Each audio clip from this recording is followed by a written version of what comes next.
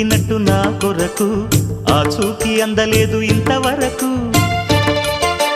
వచ్చింది గాని ఈడు ఒంటి వరకు వేధించలేదు నన్ను జంట కొరకు చూశాక ఒక్కసారి ఇంత వెలుగు నా వంక రాను అంది కంటి కునుకు ఈ అల్లరి గారడి నీ లీల అనుకోనా నీ పేరు ప్రేమ అవునా ఇవాళే నిన్ను పోల్చుకుందా